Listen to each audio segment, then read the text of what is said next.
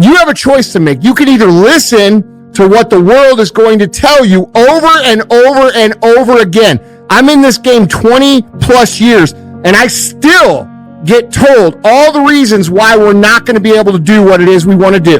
People who listen to them are going to lose.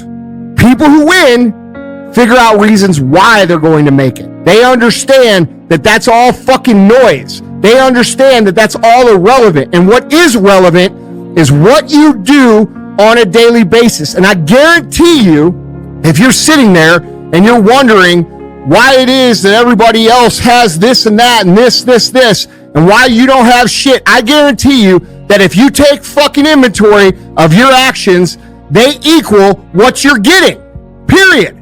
So we can talk all this shit about how so-and-so doesn't deserve what they have or whatever, but at the end of the day, people who win fucking do shit, and people who lose talk shit.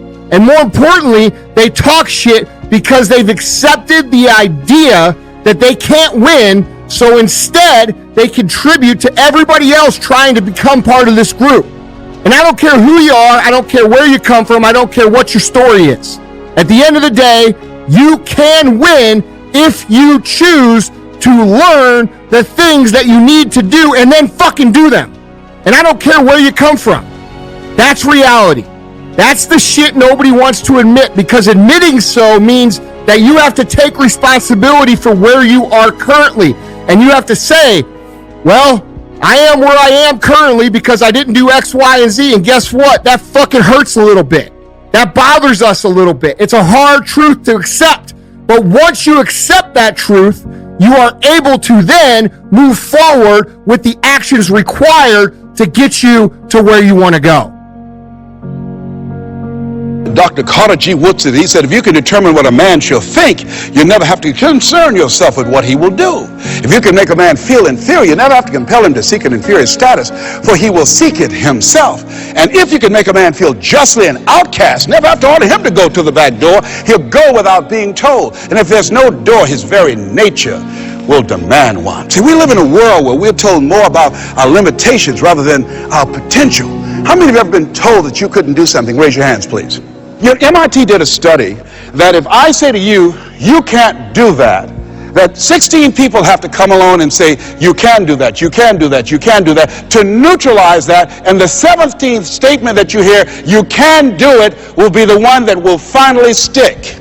So you have to watch who's speaking into you. You've got to begin to monitor your mind, and you've got to begin to literally be proactive in programming yourself to success.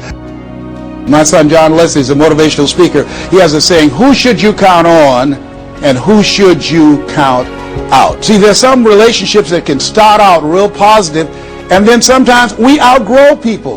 Has that ever happened to you? Have you ever outgrown someone? Somebody you used to be close to, used to be your bosom buddy, and then you haven't been together for a time, and then when you get together, you have absolutely nothing in common. Sometimes it happens with family members. My twin brother, it's a strained conversation because he's talking about, Les, did you hear who died? No, I don't get up reading the obituary column. I'm glad my name is not there. Hello, I don't care. I'm focusing on living. Our conversations are so different. Isn't it interesting how you can be raised in the same family, same circumstances, by the same parents and end up dramatically different? It's called life. Here's the other thing that's very important. Write down the goals that you want to achieve. Write them down. Put them on a 3x5 card. And I want you to use a King James Version Bible and Matthew 7:7. Ask and it shall be given. Seek and ye shall find. Knock and it shall be open unto you. I want you to write that on one side of the card. On the flip side of the card, I want you to write down one major goal that you want to achieve. And you want to read that 3 times a day. 3 times a day. What are you doing? You're hypnotizing yourself. And you're dehypnotizing yourself. What you're doing is you are dispelling the myths and all of the spells that you're living under. I think that a poverty mindset is a spell. I think that people go so far, and because they're mesmerized by life, they unconsciously stop. And you have to break that spell by constant attention. So on one side you read your goal. that one major goal 3 times a day. Then the flip side, you flip that scripture over. Ask and it shall be given. Seek and ye shall find. Knock and it shall be given unto you. As you read that every day, 3 times a day, I can tell you, amazing things, breakthroughs will happen for you. Every single great success was at one time a failure. And they failed and failed and failed and failed over and over again. And all great successes are a story of failure, failure, failure, failure, failure. Outstanding success. Boy, ain't he lucky. Isn't that right? Boy, he was lucky. He sure had the right connections. So consistency is important. And even if you don't see yourself getting the results, be consistent. Keep working. Steady, steady, steady. Knowing that you're accumulating. You're putting yourself on the side of the angels when you're working consistently. Finally, with regard to consistency, guard your integrity as a sacred thing. As Ralph Waldo Emerson said, nothing at last is sacred but the integrity of your own mind. Never compromise your integrity for anything, and never compromise your peace of mind for anything. You see, compromising your peace of mind is a way of compromising your integrity. Never do anything that disrupts your peace of mind.